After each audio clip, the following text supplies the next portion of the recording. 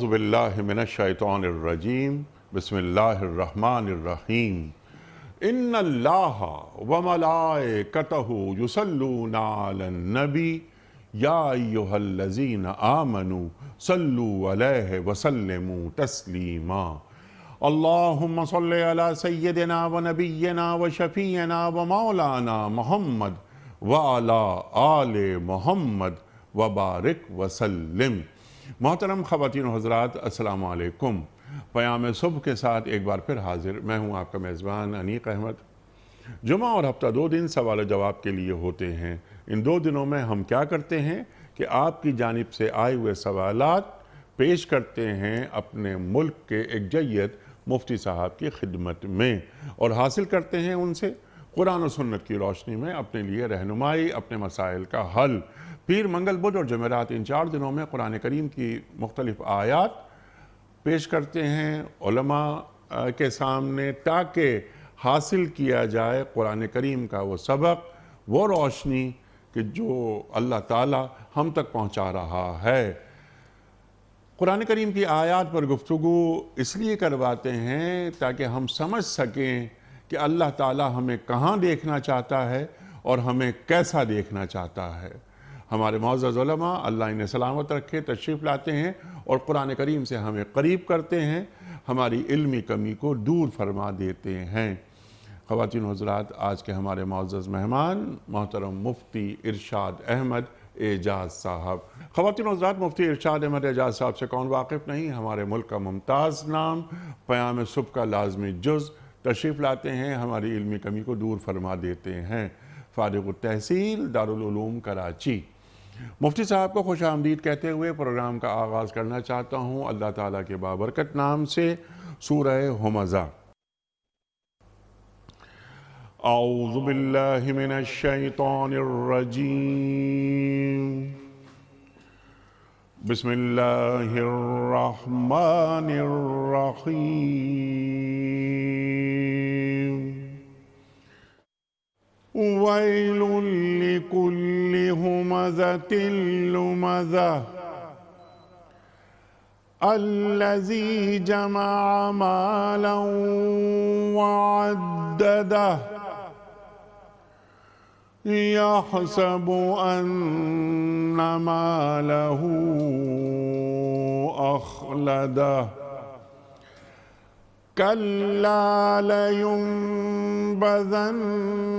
Fill हुतमति वमा अदराक मल हुतमह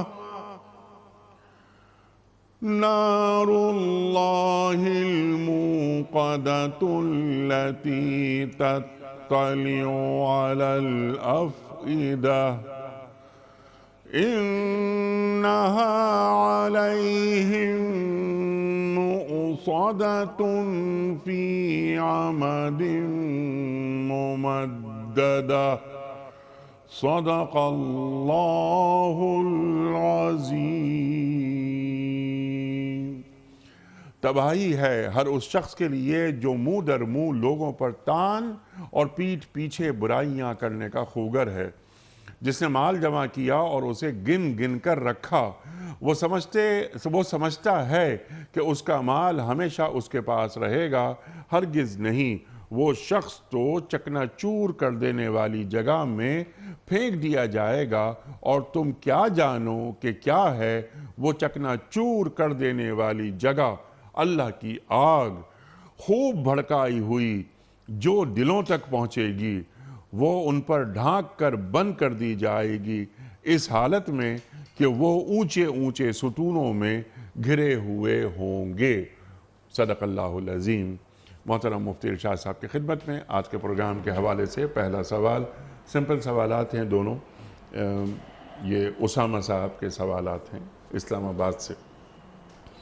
वो कह रहे हैं कि सैनिटाइज़र वो लगा लेते हैं वज़ू करने के बाद, उससे वज़ू पर तो असर नहीं पड़ता, नमाज हो जाती है।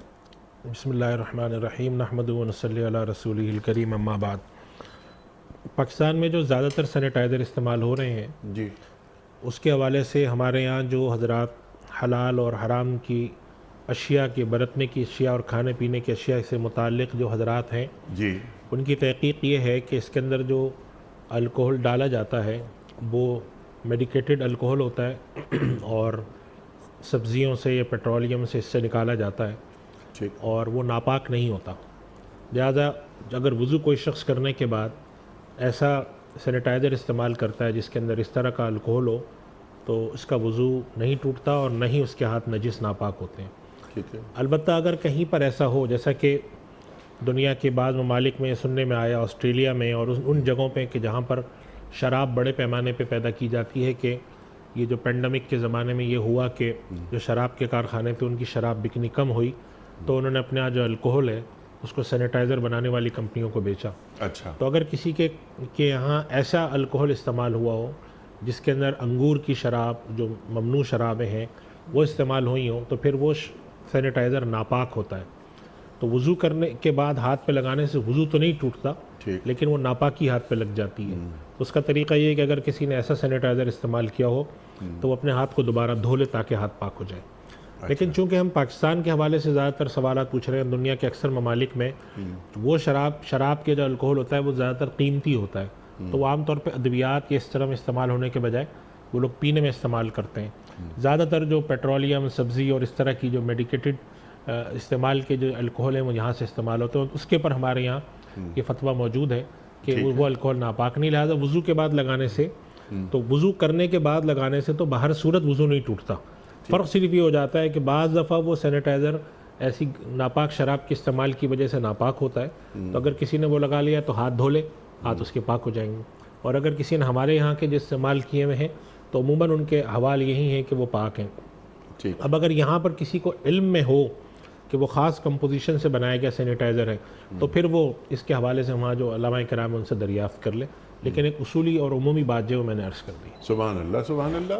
कोई मसला नहीं, कोई कबाहत नहीं, सैनिटाइज़र लगा कर नमाज पढ़ी जा सकती है। उसामा साहब का अगला सवाल ज़कात के हवाले से है।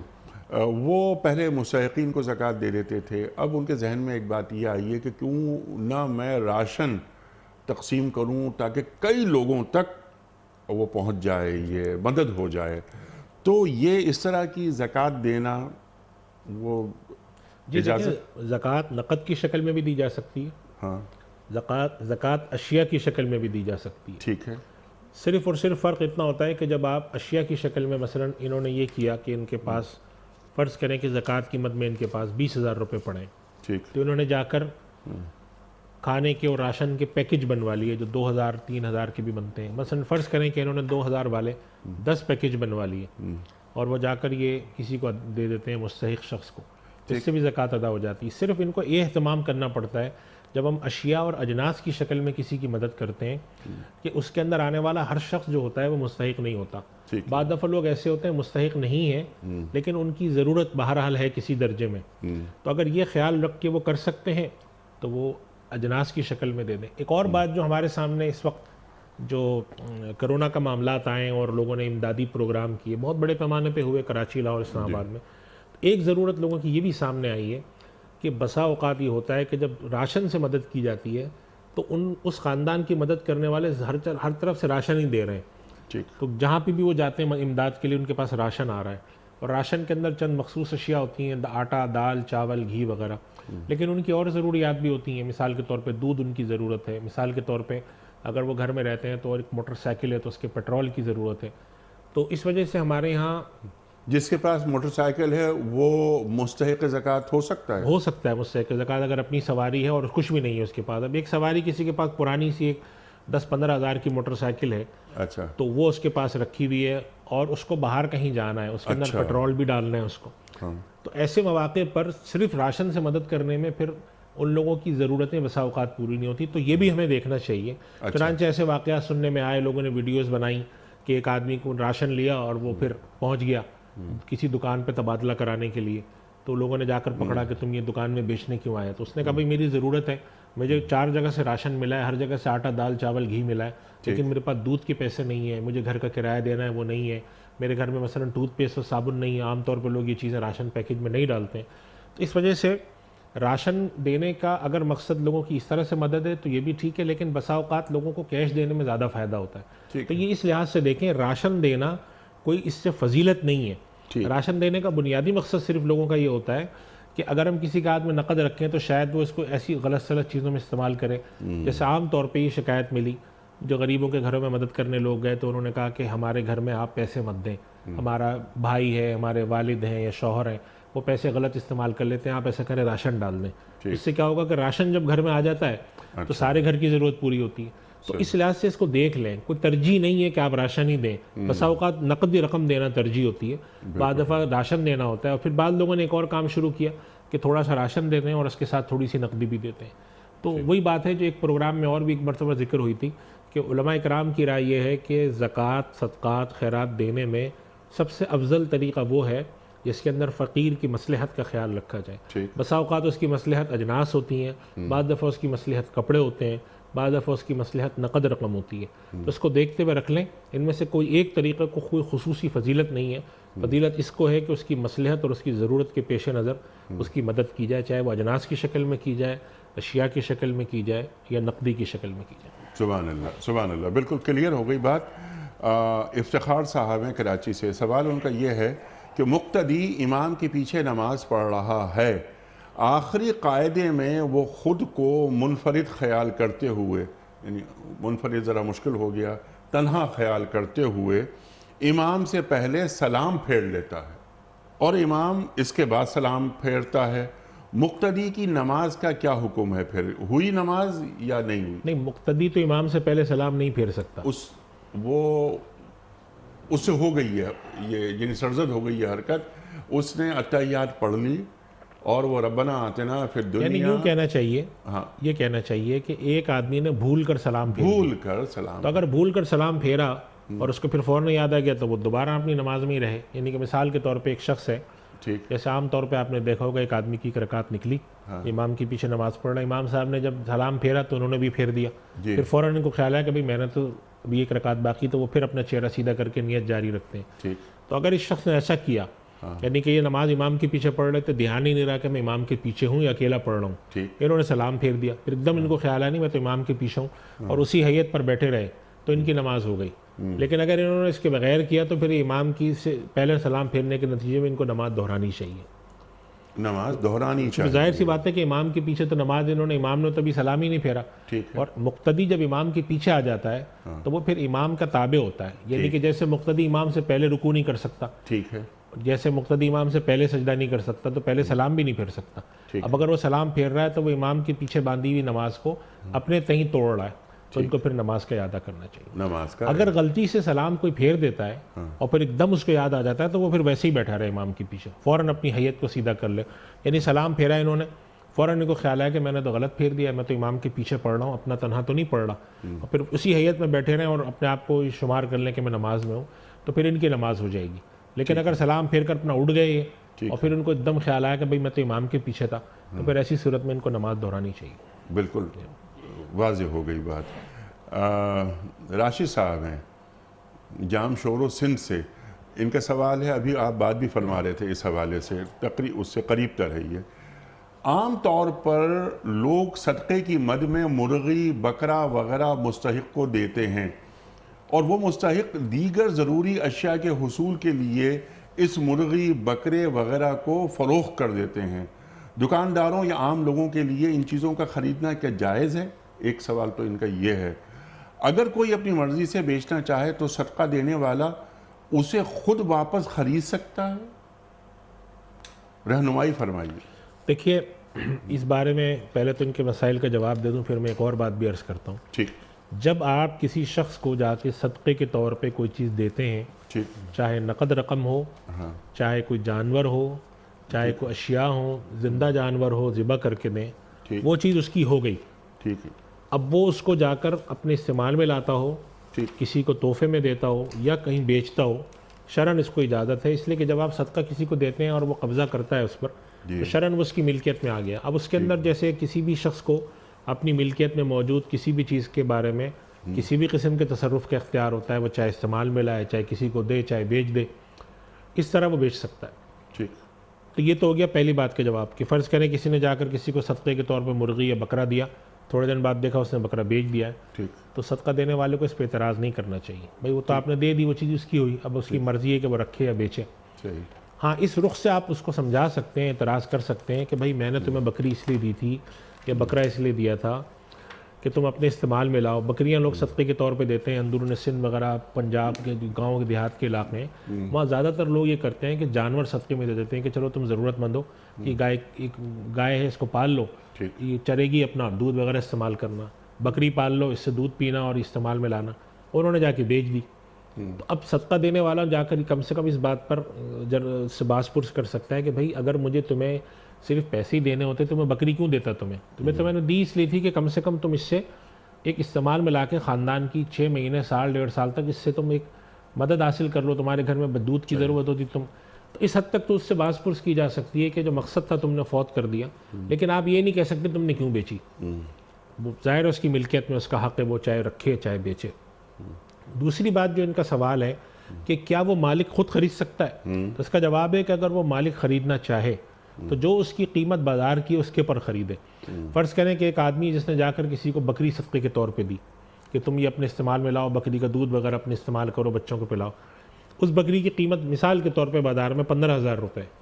अब मालिक का बाद में ख्याल हुआ कि ये आदमी बकरी बेचने जा रहा है और ये किसी और को बेच देगा, बकरी बहुत अच्छी नस्ल की है, अब ये बेचना ही है, तो वो जाकर उससे कहते हैं अच्छा मुझे बेच दो वापस, और उसकी बाज़ार की कीमत 15,000 है, तो वो 15,000 उसके हाथ में रखते हैं, तो ये शरन जायज़ है। लेकिन अगर वो कहते हैं कि चूंकि बकरी मैंने तुम्हें सदका की थी, लिहाजा तुम मुझे 15 की नहीं बेचो, मुझे 10 की बेचो, अच्छा, तो ये चीज़ गलत है। इसलिए कि फिर आपने जब सदका कर दी, इसकी मिल्कियत में चली गई और आप अपनी उस नेकी के बदले में उससे एक फेवर लेना चाह रहे हैं, उससे चाहते हैं आप कि आप उसको थोड़ा सा एक वो रख के कहें कि नहीं तुम कम में बेचो, ये अमल ना करें, ये गलत हो जाएगा। दो बातें हो गई। तीसरी बात है जो इन्होंने सवाल पूछा, उसी के पेश नज़र इस प्रोग्राम में कई मरतबा ये बात आई है कि ये बात याद रखनी चाहिए कि सदक़ात खैरात का अल्लाह ने कोई ख़ास तरीक़ा मुतय्यन नहीं किया है, हत्ता कि ज़कात के अंदर भी मुतय्यन नहीं किया, और अहनाफ के यहाँ तो सदक़ा फ़ितर का भी तरीक़ा मुतय्यन नहीं, हत्ता कि बात हज़रात दूसरे कहते हैं। मुतय्यन न होने का मतलब है कि कोई ज़रूरी नहीं कि आप कोई गंदम दें, अजनास दें, अशिया दें, जानवर दें, आप किसी भी तरीके से मदद कर सकते हैं। ज़रूरी नहीं है कि बकरा ही काट के सदका हो, ज़रूरी नहीं है कि मुर्गी काट के सदका हो।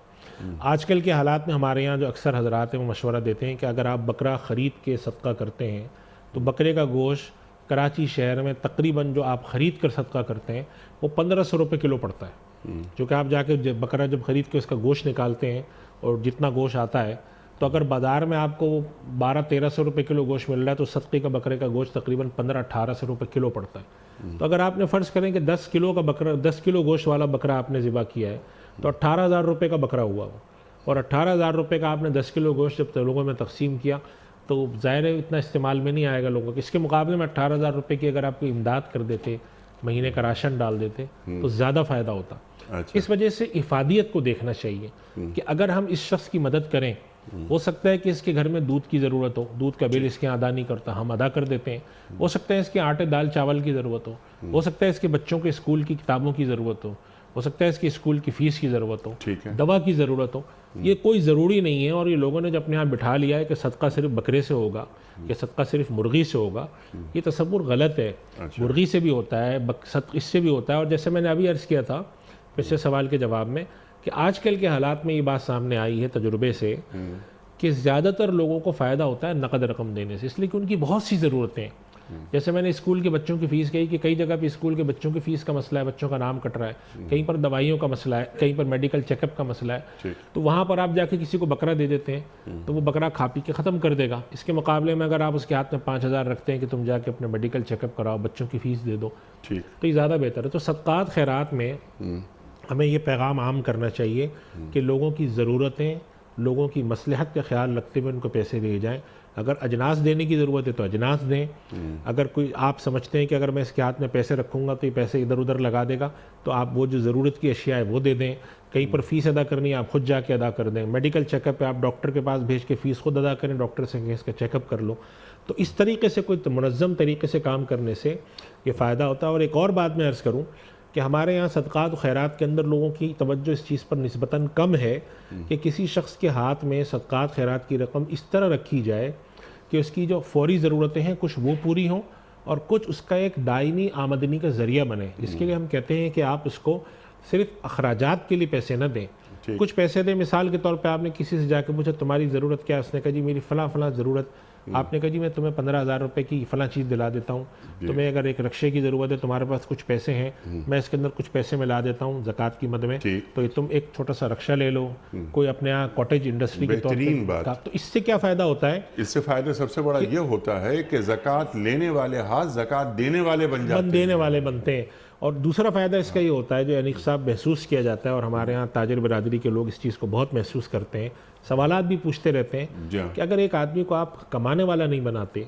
तो वो 4-5 साल में सिर्फ लेने का आदी होता है जी। फिर उसके अंदर तख्लीकी सलाहियतें ख़त्म हो जाती हैं, उसका मिजाज बन जाता है। आप उसको चाहे हाथ में कुछ भी रख दें, आप उसको ठेला दिलाते हैं कि सब्जी बेचो, आपने 10 दिन 15 दिन महीने बाद देखा ठेला बेच के घर में खा गया पैसे, बैठा हुआ है घर में, फिर उसके बीवी बच्चे परेशान होते हैं। थोड़ा इस रुख पर हमें काम करना चाहिए, और बाज़ बिरादरियों और कम्युनिटीज़ में है भी ये काम, ऐसा है कि वो करते हैं कि लोगों से कहते हैं कि देखो मैं तुम्हारे महीने का खर्चा तुम्हारे घर में राशन डलवा दूं, कितने दिन डलवा दूंगा मैं, साल डलवा दूंगा, 5 साल डलवा दूंगा, 20 साल तो मैं नहीं डलवा सकता। तो तुम ऐसा करो कि कुछ राशन डालो और साथ अपना कोई काम करना शुरू करो, हम तुम्हें सपोर्ट करेंगे, तुम अपने पाँव पे खड़े हो जाओ, तुम अपने हाथ से कमाने लगो। तो 2 बातों से तुम्हें निजात मिलेगी। एक तो है कि हर किसी के आगे हाथ फैलाना अल्लाह के नबी सल्लल्लाहु अलैहि वसल्लम ने सख्त नापसंद किया। एक साहबी आए थे, बहुत ज़रूरतमंद थे, तो आपने उनको फरमाया था कि जाकर जो तुम्हारे घर में लेकर आओ, और लकड़ियाँ काटने के लिए कुल्हाड़ी अपने हाथ से बना के दी, फरमाया जाकर लकड़ियाँ काटो। और फिर ये भी फरमाया था बाद में कि मांगना जो है ना क़यामत के दिन दाग बनकर आएगा पेशानी पर, कि हर किसी के आगे हाथ फैलाता है। तो एक तो ये कि हाथ फैलाने वाली बात जिसके अंदर तजलील भी होती है, और दूसरा ये कि जब आप मेहनत से कमाते हैं तो अल्लाह को अपनी मेहनत से हलाल कमाने वाला बड़ा पसंद है जी। तो एक वो चीज़ पैदा होती है, फिर आपके अंदर एक सेल्फ रिस्पेक्ट आती है, आपके बच्चे चीज़ें सीखते हैं, और फिर आप एक इकोनॉमी के अंदर आप एक अर्निंग हैंड बनते हैं, हाथ कमाने वाला हाथ बनते हैं, अल्लाह ताला तौफीक देता है, फिर आप देने वाले बन जाते हैं। इस मॉडल पर काम हमारे यहाँ अल्हम्दुलिल्लाह बहुत इदारों ने शुरू किया है। मैं समझता हूँ कि इसकी ज़रूरत है कि और किया जाए, सिर्फ़ और सिर्फ ज़कात के अरबों रुपए कंजम्पशन पे खर्च हो जाएं, लोग खाने पीने में लगा दें, तो इसके फ़वाइद इतने ज़्यादा हासिल नहीं होंगे जितने उसकी कैपिटल इन्वेस्टमेंट के हासिल होंगे। ज़कात लेने वाले को माशरे का कारामद शहरी बनाया जाए, और वो इज़्ज़त नफ्स भी उसकी बहाल रहेगी कि अब मैं कब तक ज़कात मांगता रहूँगा, मुझे ज़कात अब देनी भी चाहिए। सुभान अल्लाह, सुभान अल्लाह। अगला सवाल है सरफराज साहब का, बड़ा अजीब सवाल है, पहली मर्तबा आया हमारे प्रोग्राम में। मुफ्ती साहब, हर दौर में कोई ना कोई मुजद्दिद होता है, एक आम आदमी को कैसे मालूम हो कि ये शख्स इस दौर का मुजद्दिद है? मुजद्दिद किसे कहते हैं, उसमें कौन कौन सी सिफ़ात होनी चाहिए? देखिए अनीक साहब, ये बाद रिवायात में मिलता है, और हमारे यहाँ जो असरार शरीयत के हज़रात हैं, जिन हज़रात ने शरीयत के इस तरह के उलूम पर कलाम किया है, उन्होंने इस मौजू के ऊपर गुफ्तगू भी की है जी, कि बाद रिवायत में जो मिलता है कि अल्लाह ताला एक मुजद्दिद को भेजता है जो दीन के अंदर आके तजदीद कर देता है। तो आखिर उससे क्या मुराद है? तो देखिए इसकी बहुत सारी ताबीरात हैं, और ख़ुलासे कलाम इसका ये है कि उम्मत को बसा औक़ात किसी जिहत पर एक बड़े काम की ज़रूरत होती है। ठीक, यानी कहते हैं ना, चलते चलते चलते चीज़ों के अंदर एक तरह का ढीलापन आ जाता है, रिवायत पसंदी आ जाती है, तबीयतें एक तरफ को चली जाती हैं। तो अल्लाह ताला फिर ऐसे लोग इनमें भेजता है जो आकर कोई ऐसी चीज़ जो कि बेदार नहीं थी उसके अंदर बेदारी पैदा कर देते हैं। मिसाल के तौर पे इल्म हदीस है, वो एक ज़माने में बाज़ इलाक़ों में उसमें तवज्जो कम हो गई, वो बेदार कर दिया, अल्लाह ताला ने मुजद्दिदीन भेज दिए। इसी तरीके से जदीद मसाइल के ऊपर गुफ्तगू करना, सियासी मामलात के ऊपर गुफ्तगू करना, जो उम्मत की मुख्तलिफ़ ज़रूरतें हैं, इन पर काम करने वाले लोग जो कि अल्लाह और उसके रसूल सल्लल्लाहु अलैहि वसल्लम की लाए हुए दीन, जो दीन की रिवायत आ रही है, उसकी रोशनी में उसको उजागर करते हैं। क्या मिसाल के तौर पे दीन के अंदर सियासी मामला चलाने का तरीक़ाकार कैसा हो। चुनांचे हमारे हिंदुस्तान के अंदर हज़रत मुजद्दिद अल्फ़सानी जो कहा जाता है, हज़रत मुजद्दिद साहब रहमतुल्लाह अलैह, तो उनको इसीलिए कहा जाता है कि उन्होंने हिंदुस्तान के बादशाहों को ख़ुतूत लिखे और दीन की तरफ मुतवज्जे किया, हदीस के इल्म पर आके उन्होंने बहुत तवज्जो दी। तो इस वजह से कोई ऐसा नहीं है कि फ़लाँ आदमी को आप उठा कर कहें ये मुजद्दिद है। होता ये कि जब कोई शख्स उमूमी खिदमात करता है और लोग फिर बाद वाले जायज़ा लेते हैं कि इनकी इन खिदमात का इस माशरे पर क्या असर पड़ा, और इनकी इस खिदमात के नतीजे में जो मुसलमानों की दीनी रिवायत चली आ रही थी वो किस कदर मजबूत हुई और कौन सी ऐसी जिहाद थी जो खामोश थी या जिसे हम कहते हैं कि वो सोई हुई थी या उन जिहाद की तरफ तवज्जो कम थी, वो जिहतें माशरे में आम हो गई। तो इस किस्म के जितने भी लोग हैं और वो मुख्तलिफ शोबों में हो सकते हैं, कोई हदीस के रुख पे हो सकता है, कोई फ़िक़्ह के रुख पे हो सकता है, कोई तफसीर के रुख पे हो सकता है, कोई सियासत के रुख पे हो सकता है, हर रुख पर जो है। लेकिन मुजद्दिद का मफ़हूम सिर्फ ये जहन में रखना चाहिए कि ये नहीं है कि वो आके दीन में कोई बिगाड़ पैदा कर दे या दीन को असल मनहज से हटा दे। दीन की रिवायत और मनहज जो अल्लाह और उसके रसूल सल्लल्लाहु अलैहि वसल्लम और सहाबा इकराम से मनकूल चली आ रही है, उसकी रोशनी में वो माशरे में आके एक हलचल बर्पा करता है और माशरे के अंदर वो एक फ़िक्र पैदा करता है, माशरे को एक तरफ ले जाने की कोशिश करता है, दीन के दायरे और दीन के धारे पे रखते हुए, दीन से बगावत करते हुए नहीं, तहरीफ़ करते हुए नहीं, अल्लाह ताला की जो आयात हैं उसमें इल्हाद करते हुए नहीं। ये एक बुनियादी तौर पे मुजद्दिद कहा जाता है। बहुत सारे हजरात हैं, बहुत सारी शख्सियात हैं जिनके बारे में बाद लिखने वालों ने कहा कि ये फ़लाँ मुजद्दिद थे। हज़रत मुजद्दिद अल-फ़सानी रहमतुल्लाह अलैह को भी कहा जाता है, हज़रत शाह वलील्लाह रहमतुल्लाह अलैह के बारे में भी कहा जाता है, और जो उम्मत के अंदर बड़े बड़े तबक़ात में जो लोग गुज़रे हैं उनके बारे में कहा जाता है इनके तजदीदी कारनामे। और फिर दूसरी बात यह है कि इसके अंदर कमी बेशी भी हो सकती है कि एक शख्स की खिदमत किसी रुख पर बहुत ज़्यादा है, दूसरे शख्स की खिदमत कम है लेकिन उनकी भी बड़ी खिदमत है। तो इस तरह के लोगों को तजदीदी कारनामे करने वाले और दीन के जो तालीमात किसी शोबे में मौजूद है जिसकी तरफ लोगों की तवज्जो कम है, उसको बेदार करने वाले ऐसे सारे लोगों के लिए मुजद्दिदीन की इस्तिलाह इस्तेमाल की जाती है। कोई ख़ास ऐसी शख्सियतों के कहा जाए ये मुजद्दिद है और दूसरा नहीं है, इस माना में ये तसव्वुर नहीं है। बल्कि जैसे अगर आपसे कोई कहे कि जी बड़े फ़ुक़हा किसे कहा जाता है, या मिसाल के तौर पे अगर हम दूसरी तरफ जाकर कहें कि जी बड़ा साइंसदान किसे कहा जाता है, तो जाहिर सी बात है कि कोई टेक्निकल टर्म नहीं कि हम कहें कि फ़लाँ आदमी बड़ा साइंसदान है और फ़लाँ नहीं, बल्कि ये देखा जाता है कि साइंस की रुख पर किस शख्स की बड़ी खिदमत है। उसके बाद ये तय किया जाता है कि भाई ये आदमी जो है ना, ये मिसाल के तौर पे सोशल साइंसेस का बड़ा आदमी है, ये इकोनॉमिक साइंसेस का बड़ा आदमी है, ये मेडिकल साइंस का बड़ा आदमी है। इसी तरीके से दीन के रुख पर दीन की रिवायत और दीन के उसूल और ज़वाबित की रोशनी में माशरे के अंदर कहीं पर आने वाली ज़रूरत के तहत एक शख्स आकर उसको दीन के उसूल के तहत बयान करता है, दीन के वो पोशीदा गोशे खोल देता है जो लोगों के सामने वाज़े नहीं थे, तब लोग कहते हैं कि इन्होंने आकर इस मामले में जो दीन की खिदमत की है ये तजदीदी नौइयत की खिदमत है। पहले लोग इस तरफ इतने मुतवज्जह नहीं थे, इनकी इन खिदमत के आने के बाद मुतवज्जह हुए। तो ये चीज़ें जो है मुजद्दिद के तौर पे कही जाती हैं। और फिर इसके अंदर जाहिर सी बात है कि चूँकि कोई ऐसा ज़ाब्ता या कोई ख़ास उसूल तो है नहीं, दीन के लिए खिदमत, दीन के लिए और दीन को अहद से जोड़ देना, ऐसे जोड़ देना, बस इस ये तरह के तजदीदी काम है। मेरी मंशाए खुदाबंदी क्या है और मुराद रसूल क्या है, ये बहुत अहम बात है जो आपने फरमाई ना, मंशा खुदा और मुराद रसूल। मंशा खुदा और मुराद रसूल से हटा देना, इल्हाद या तहरीफ़ कर देना, वो तजदीद नहीं है, वो तहरीफ़ है और वो दीन के अंदर असल रास्ते से ख़त्म करना है। तो ये लोग मुजद्दिद नहीं कहलाते, ये लोग तो इनके फिर दूसरे नाम है, ये लोग तहरीफ़ करने वाले हैं। लेकिन बहुत सारी चीज़ें जिसमें उम्मत की तवज्जो कम हो चुकी होती है, इस तरफ लोग नहीं होते, बल्कि तजदीदी कारनामा करते हैं और ये बहुत सी जिहतें हैं, इसकी कोई एक ख़ास जिहत नहीं है। सुभान अल्लाह, सुभान अल्लाह। कुछ वीडियो क्वेश्चंस, लेकिन मैं चाहता हूँ एक सवाल और, ये बड़ा अहम सवाल है, ये रख लूँ, उसके बाद वीडियो क्वेश्चन। और वो सवाल ये आया है इकबाल अहमद ख़ान साहब का कि कुछ उलमा ने उनसे ये फरमाया है कि जो हुकूमत को पाकिस्तान जो टैक्स लेती है, हुकूमत पाकिस्तान, उनको टैक्स देना ज़रूरी नहीं है, दीन में सिर्फ एक ही टैक्स है और मुसलमान रियासत कोई टैक्स लगा ही नहीं सकती। क्या ये बात दुरुस्त है? देखिए अनिक साहब, दो तीन बातें इस बार उस मौजू पर चूँकि अहम सवाल है, मैं अर्ज़ कर दूँ। जी हाँ। पहली बात तो ये है कि ये जो तसव्वुर रखा जाता है कि मुसलमान रियासत सिर्फ ज़कात ले सकती है, कोई और टैक्स नहीं लगा सकती, ये बात गलत है। अच्छा। उसकी वजह यह है कि ज़कात का जो ख़ास तसव्वुर है वो फ़ुक़रा और गुरबा की मदद है। ठीक। अल्लाह सुब्हानहू व तआला ने कुरान में फरमाया इन्नमस सदक़ातु लिल-फ़ुक़रा वल मसाकीन, जो 8 मसारिफ़ हैं।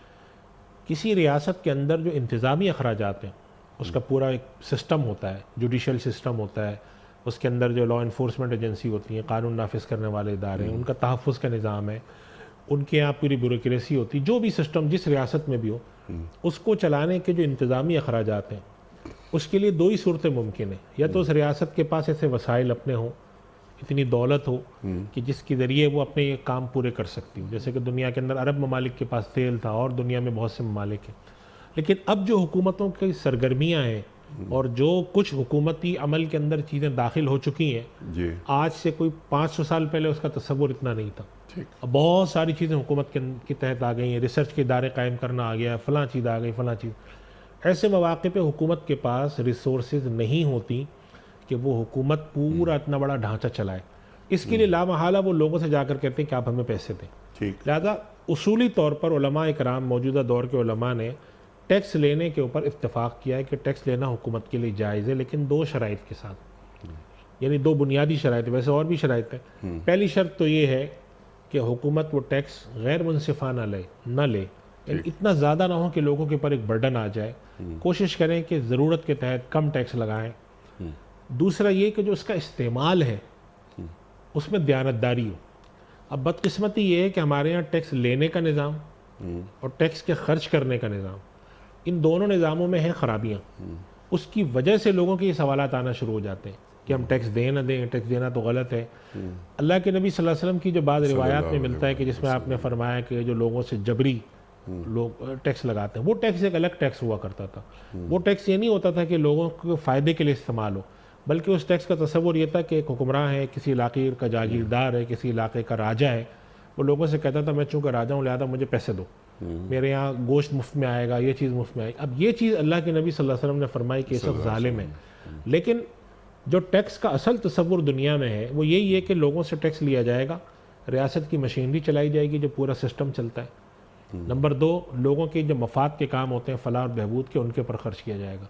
हमारे यहाँ लोगों के फलाह बहबूद वाला काम जो है अमूमन बहुत कम है जाहिर सी बात है, ऐसा तो नहीं सिस्टम चल रहा, और इंतज़ामी मशीनरी के चलाने पर इसका फोकस ज़्यादा है। और फिर उसके अंदर भी जैसे कि पिछले अगर आप 2-3 सालों में जो हमारे टैक्स के माहिरीन हैं, बड़े इकोनॉमिस्ट हैं, उनकी तरफ से ये बात आई है कि हुकूमत के जो एडमिनिस्ट्रेटिव एक्सपेंसेस हैं उसके ऊपर टैक्स का बहुत बड़ा हिस्सा चला जाता है, डेट सर्विसिंग के ऊपर चला जाता है, यानी कि जो कर्जे लिए हैं उसके जो सूद अदा करने पर। तो उसका नतीजा ये निकल रहा है कि जो टैक्स लोगों से लिया जाता है उसका बहुत छोटा हिस्सा अवामी फलाही कामों पर खर्च होता है।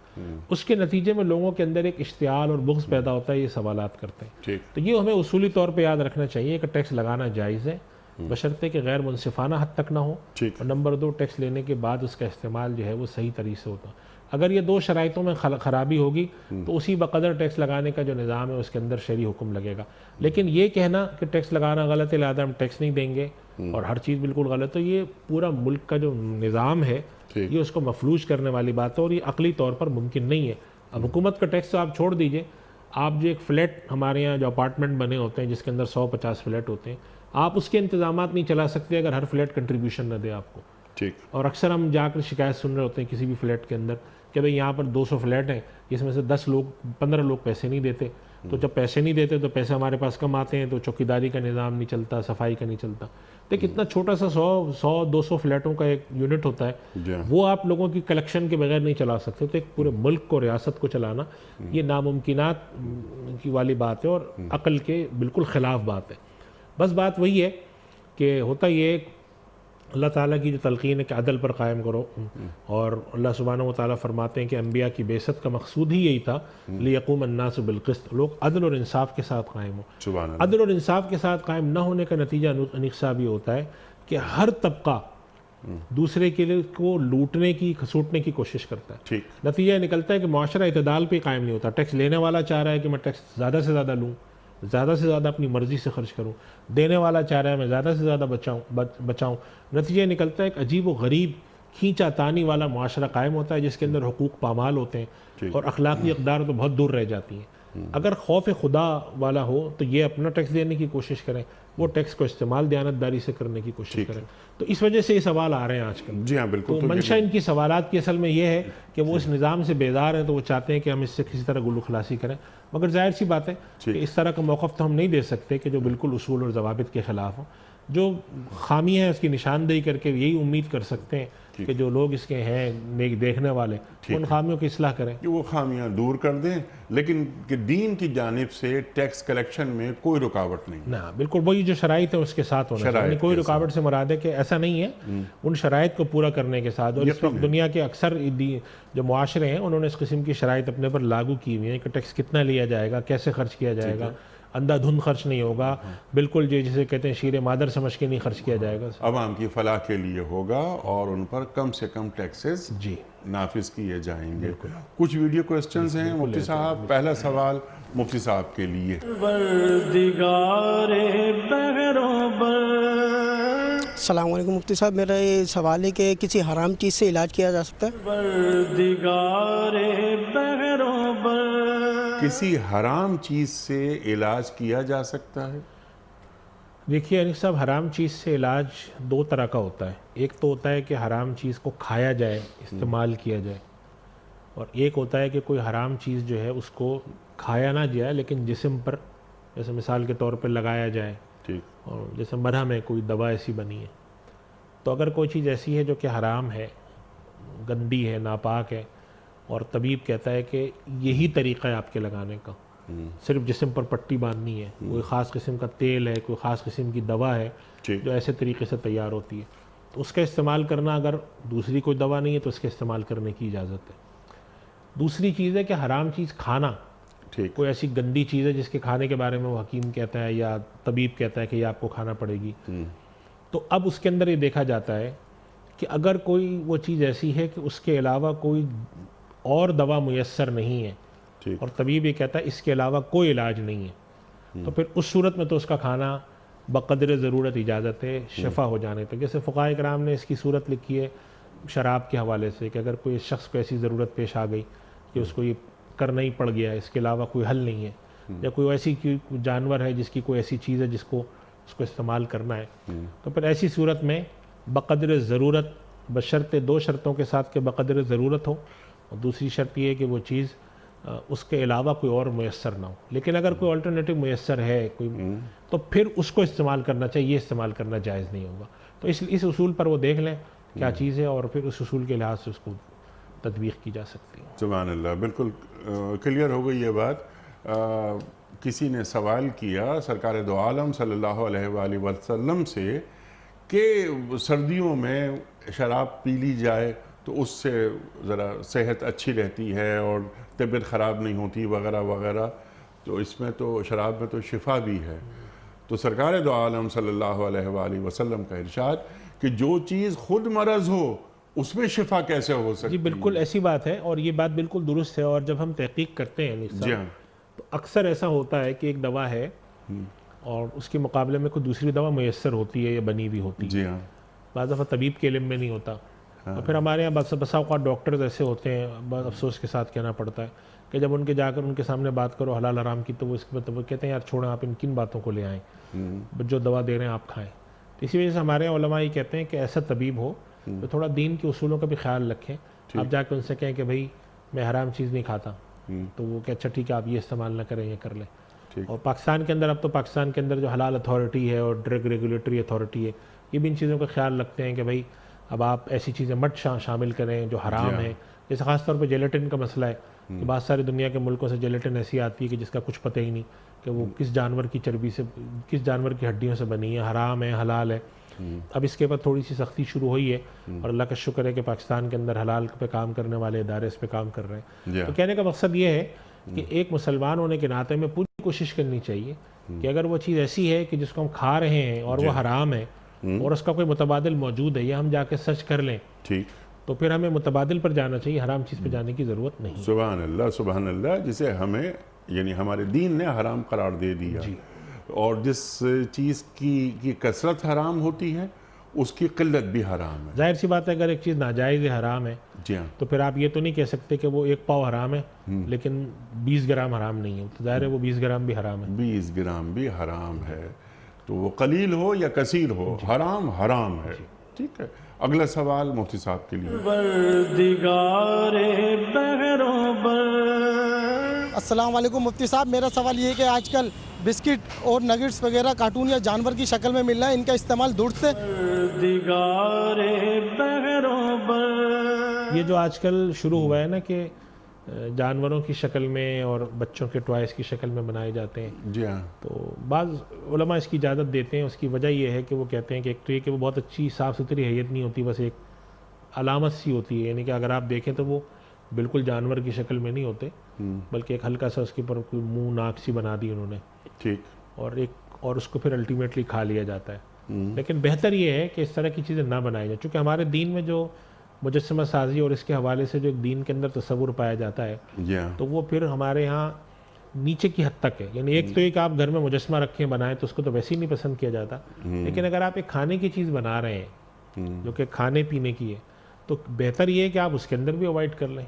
क्या ज़रूरत पड़ी कि आप ऐसी चीज़ें बनाएं, कोई आप अल्फ़ाबेट जिसे हम कहते हैं हरूफ बना लें, या कोई ऐसी शक्लें बना लें, फूल बना लें, और फ़र्ज़ करें कि अगर कोई ऐसी चीज़ बनाई भी है जी। तो उसके अंदर फिर बेहतर शक्ल ये कि ये उसमें ना जाएं, इसमें चले जाएं। बिल्कुल ठीक है। ज़रूरी नहीं कि ये घोड़ा बिल्ली बनाया जाए, ये कोई अच्छा मंजर है वो बना लिया जाए वगैरह वगैरह, कोई जानदार चीज़ ना बनाई जाए। ठीक है मुफ्ती साहब, अगला सवाल मुफ्ती साहब के लिए।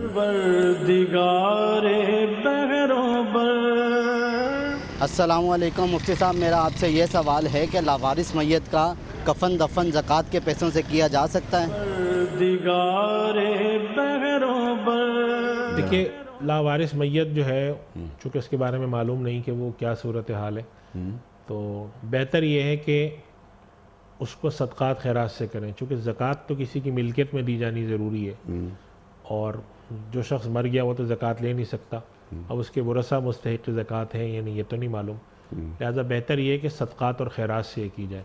और हमारे यहाँ इस तरह के इदारे हैं जिन्होंने अपने इस तरह की डोनेशन रखी होती है, और उसके अंदर वो सदक़ात और खैरात, जिसे हम डोनेशन कह लें, डोनेशन की मद में, तो वो आ जाती है, उससे वो इसकी इमदाद कर देते हैं। चूँकि ज़कात के अंदर ज़कात के तौर पे जब हम कफ़न देंगे, दफन करेंगे, तो दर हकीकत ये अखराजात उसका जो वारिस है वो वसूल कर रहा है, और हमें चूँकि मालूम नहीं है अबल कि उसके वारिस कैसे हैं। अब अगर वो इस शख्स की हैयत ऐसी है जिससे मालूम होता हो कि नहीं, वो तो मैयत लावारिस है। नहीं, लावारिस है, लेकिन जैसे मैयत किससे देख के अंदाज़ा हो जाता है बाद दफ़ा। जैसे एक आदमी रोड पर एक्सीडेंट की हालत में मिले, कुछ पता नहीं चल रहा वो शख्स कौन है, लेकिन देखने से लगता है कि बहुत खुशहाल आदमी है, तो फिर कोशिश करें कि उनकी ज़कात से ना करें आप, उनको डोनेशन से करें। लेकिन जैसे हमारे यहाँ मैयत मिल जाती है, लेकिन ये कि वो इदारे जिनको ज़कात दे दी गई, जो रफ़ाही इदारे हैं, वो ज़कात की रकम उसकी उनके पास चूँकि दोनों फ़ंड होते हैं, वो कोशिश ही करें कि ज़कात के फ़ंड से वो आम तौर पे उन लोगों का इलाज मुआवजा या उन लोगों का करें जो मुस्तहिक़ ज़कात हैं और जो लोग ज़िंदा हैं जिनके बारे में पता चल सकता है। और इस तरह की जो अखराजात हैं जो इंतज़ामी हैं या तदफ़ीन वगैरह के हैं, इसको डोनेशन से करना चाहिए। डोनेशन से करना चाहिए। मुफ्ती साहब, आपका बड़ा शुक्रिया, बड़ा करम, आप तशरीफ़ लाए। ख़वातीन व हज़रात, प्रोग्राम का वक्त यहाँ मुकम्मल हुआ। हमारे उलमा को अल्लाह सलामत रखे, तशरीफ़ लाते हैं और हमारी इल्मी कमी दूर फरमा देते हैं, हमारे सवालों के शाफ़ी जवाबात कुरान और सुन्नत की रोशनी में अता फरमा देते हैं। फ़सलू अहल ज़िक्र इन कुंतुम ला तालमून, सवाल करो अहले ज़िक्र से अगर तुम नहीं जानते, कुरान करीम फरमाता है। हमारे उलमा, जय्यद उलमा तशरीफ़ लाते हैं और कुरान करीम से हमें करीब कर देते हैं। पहली बात तो ये, यानी पीर, मंगल, बुध और जुमेरात 4 दिन कुरान करीम की मुख्तलिफ़ आयात पर बात होती है, माना और मफ़ाहीम सामने आते हैं, टू डूज़ करने के काम क्या हैं वो हमारे मुअज़्ज़ज़ उलमा हमें तालीम करते हैं, शान नुज़ूल से लेकर लम्हे मौजूद तक, कि ये आयात, ये अल्लाह ताला का आखिरी कलाम ज़मीन वालों से क्या अल्लाह फरमा रहा है। लेकिन जुमा और हफ्ता 2 दिन सवाल जवाब के लिए हैं। बहुत सारे इबहाम हमारे जहनों में रहते हैं, ख़ास तौर पे हमारी यूथ, हमारे नौजवान भटकते रहते हैं। कहीं कहीं ऐसा होता है कि वो उनके जहन में ये बात आ जाती है कि नाउज़ुबिल्लाह नाउज़ुबिल्लाह नाउज़ुबिल्लाह कि आज के जदीद मसाइल का हल खुदा न ख्वास्ता हमारे दीन के पास नहीं है। लेकिन हमारे मुअज़्ज़ज़ उलमा, मुफ्तियान कराम तशरीफ़ लाते हैं जो हालात हाज़रा से बाखबर हैं। जैसे अभी एक बात दरमियान में आई थी कि हल अता होता है, मुराद रसूल क्या है सल्लल्लाहु अलैहि वसल्लम, और मंशाए खुदाबंदी क्या है। दुनिया तब्दील होती रहेगी, आगे बढ़ती रहेगी, लेकिन जहन इंसानी की इमामत कुरान करीम करता रहेगा, कुरान और साहिब कुरान। ख़वातीन हज़रात, किसी और महफ़िल में, किसी और प्रोग्राम में इंशाअल्लाह मज़ीद गुफ्तगू करवाएंगे हम मुफ्ती साहब से और मज़ीद सीखेंगे। वक्त मुकम्मल हुआ हमारे आज के प्रोग्राम का इख्तिताम होता है रोज़ाना एक कौल पर, और वो कौल होता है साहिब नहजुल बलाग़ का, हज़रत अली मुर्तज़ा करमल्लाहु वजहू का। आप फरमाते हैं कि लालची शख्स हमेशा ज़िल्लत की जंजीरों में जकड़ा रहता है। लालची शख्स हमेशा ज़िल्लत की जंजीरों में जकड़ा रहता है। अल्लाहु अकबर। अपने मेज़बान अनीक अहमद को कल तक के लिए इजाज़त दीजिए। खुदा हाफिज़। परवरदिगारे बहरों